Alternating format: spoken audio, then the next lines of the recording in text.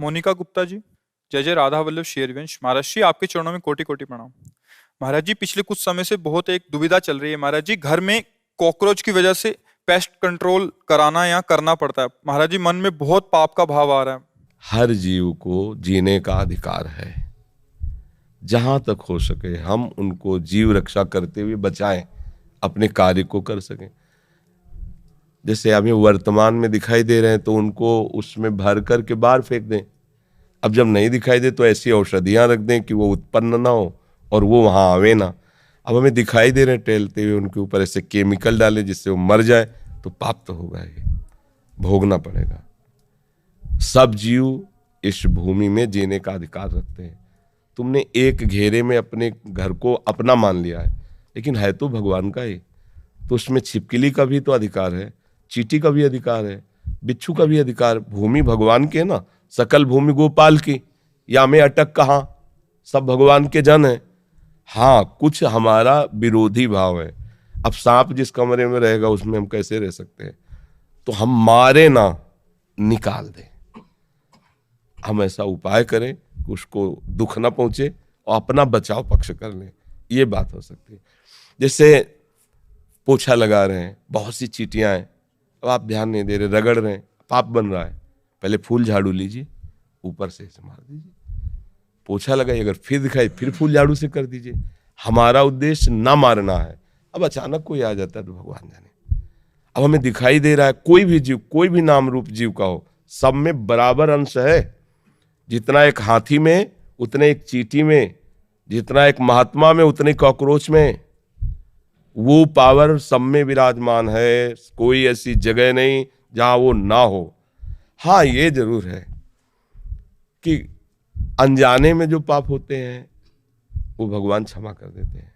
अब चींटियां हैं, उसके ऊपर आप केमिकल डाल दो, अब आपको दंड भोगना। इसमें भी देखना है, बचाव पक्ष अपना रखना है, लेकिन उसको नष्ट नहीं करना है। किसका प्रश्न था? हाँ, ये आपको देखना है। बहुत सी ऐसी, अब जैसे घर गृहस्थी में ये सब, हमने किसी एक परिवार को देखा, जा रहे थे कि घर की सब छिपकली निकालकर रोड में ईंटों से कुचला था। दुर्गति होगी, कोई संशय नहीं। आपको ऐसा लगता है, हम कहते ठीक है, हमारा उनका विरोधी भाव है। मतलब भोजन में वो शौच न कर दें, भोजन में गिर न जाए, तो आप उनको निकलवा कर बात छोड़ दीजिए। संसार है, मारने जरूरी है, उनकी हत्या करना जरूरी है क्या? मुझे लगता है किसी भी जीव की हत्या करने का अधिकार हमें नहीं है। हम अपने बचाव पक्ष में हैं। अब कोई मर जाता है वो बात अलग है, अपने बचाव पक्ष में। क्योंकि अगर सेवा पक्ष दिया गया है तो फिर हो सकता है, क्योंकि उस समय वो धर्म है, उस समय वो धर्म है। अब इस समय हमें वो धर्म, आपत धर्म तो नहीं है ना, तो इसमें हमें विवेक के द्वारा चलना है। झाड़ झाड़ के फेंकते रहो, जब देखा अब नहीं है तो वो औषधि, वो दवाएं चली हैं, लगा दीजिए, तो आएंगे नहीं और वो उत्पन्न ही नहीं होंगे। गंदगी नहीं रखोगे तो काहे को उत्पन्न होंगे? गंदगी रखोगे तो उत्पन्न होंगे। ऐसी वो सब चले हैं कि रख दो तो ये सब कीड़े मकूड़े नहीं होते। पर सब में भगवान है। मारना तो हम कभी अनुमति नहीं देंगे। और किसी भी जीव को दंड दोगे, देखो एक कथा तुम्हें सुनाते हैं, महाभारत की है। एक महात्मा मांडव्य ऋषि नाम के थे।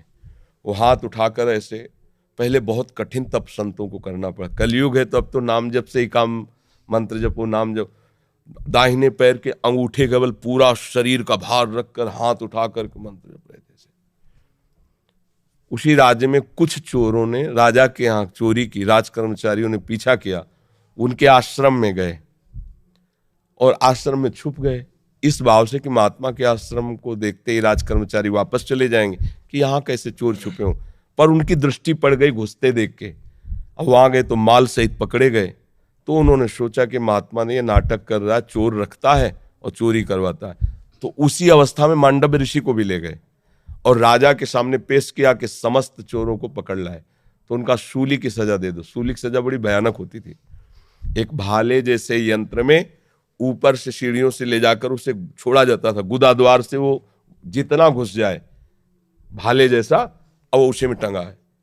अब प्राण शक्ति जितनी उसकी हो, जितने मिनट जिए, जितने घंटे जिए, कोई कोई घंटों जी जाता था, रक्तस्राव हो रहा है, तड़प रहा है। अब वो केवल एक सूली ऐसे लंबी ऊपर से छोड़ दिया और गुदा द्वार में जितना घुस गया, यहां तक, यहां, अब वो तड़प तड़प के, बड़ी भयानक मृत्यु होती थी वो। महात्मा को भी ऐसे किया गया। वो तो साधारण जीव थे, सब मर गए। जो इस सूली गई गुदा द्वार से अंदर, सुचेतना जागृत हुई, लगाया पद्मासन, उसी पे बैठ गए सूली पे। अब ये तो योगी थे। अब वहां बधशाला में तब जाया जाता है जब दूसरा कोई राजा है, तो 2-4 रोज तो हो ही जाते थे अपराधी, तो दूसरे दिन उतारने गए तो वो तो सब मरे थे और ये पद्मासन में बैठे थे। भाग के गए, राजा से बताया। राजा ने कहा ये तो बड़ा अपराध बन गया, कोई ऋषि आ गया, तुमने वे क्यों नहीं बताया ऋषि। अब आगे गौ करके, ब्राह्मण करके, मर्यादा थी कि गौ ब्राह्मण सामने है तो दया कर देते थे ऋषि जन, फिर साप नहीं देते थे। पहले बड़ा पावर मंत्रों का होता था। हाथ जोड़, महाराज हमें बिल्कुल पता नहीं कि ऐसा, आप यहाँ कैसे लाए गए मुझे बिल्कुल पता नहीं, अब मुझे क्षमा कर दीजिए, मैं बिल्कुल नहीं। बोले मुझे आपसे कोई मतलब नहीं, पहले ये निकलवाओ सूली। लाख कोशिश की गई, सूली निकली नहीं, तो उनका काट दो, तो ऐसे काट दिया गया, सूली काट दी गई। सीधे वहां से अंतर्ध्यान हुई, धर्मराज के पास पहुंचे, क्योंकि पावरफुल महात्मा थे। धर्मराज से कहा कि मैंने क्या ऐसा पाप किया जो तुमने दंड विधान किया, क्योंकि ऊपर हाई कमान तो वहां है ना, क्रिया यहां दिखाई दे रही, कारण तो वहां है ना, पूरा हिसाब किताब उनके पास। तो बड़े गुस्सा में थे। तो उनका गुस्सा मत होइए महाराज, आप देख लीजिए, जैसे अपने है ना कि रिवर्स करके फिर वही सीन चला के दिखा दी टीवी में, तो वहां उन्होंने सीन दिखाई। ये 8 वर्ष के बच्चे हैं, खेल खेल में तितली को पकड़ा और उसकी गुदा के द्वार में बम्बूल का कांटा डाल दिया और छोड़ दिया। तड़प तड़प के वो तितली, काफी समय में बम्बूल का कांटा बड़ा होता है, तो जानते उसका परिणाम क्या आया, सूली उनके गुदा में डाली गई महात्मा होने पर भी। अच्छा, गुदा से कांटा निकाला नहीं तो सूली निकली नहीं। ये केवल मुंह जबानी कथा नहीं, महाभारत में भगवान व्यास देव जी ने इसको लिखा है। तो उनका नाम हुआ अणिमांडव्य। तब उन्होंने कहा कि हम नया नियम बनाते हैं, 14 वर्ष तक के बालक के पहले के अपराध जो है वो नहीं माने जाएंगे, वो मैं क्षमा करने का विधान बनाता हूं। और तुम मुझे बालक को इतना बड़ा दंड दिया उस खिलवाड़ का, इसलिए तुम मृत्यु लोक में जाओ, 100 वर्ष के लिए मैं तुम्हें शाप देता हूं। तो वही विदुर जी के रूप में आए, साक्षात धर्मराज। अंश से युधिष्ठिर है, लेकिन साक्षात धर्मराज विदुर जी के रूप में आए। अणिमांडव्य ऋषि के आज भी वसूली वैसी है। अब आप सोचो, एक महात्मा इतना बड़ा पावरफुल, जो न्यायाधीश को भी मृत्यु लोक में भेज दिया दंड देके, उसकी सूली नहीं निकली, तो आप काकरोच को या किसी जीव को, मुझे लगता है कि हिसाब है, तो बचो, ऐसे कर्म मत करो जिससे पाप हो। हम 100 बार झाड़ के फेंक देंगे बाहर, वो डस्टबिन नहीं होते, डस्ट पेन क्या कहते हैं, हाँ फेन लो, हम तो देहाती आदमी यार, तो हमें बीन और पेन में कोई अंतर नहीं लेने चल, बाहर फेंक दे। से नाम जप करो, पवित्र रखो, पहले से ही केमिकल ऐसा रख लो जिससे वहां उनकी उत्पत्ति ना हो। आप देख के डालोगे कि ये डाल, अब वो सीधा हत्या है, वो आपको अपराध लगेगा।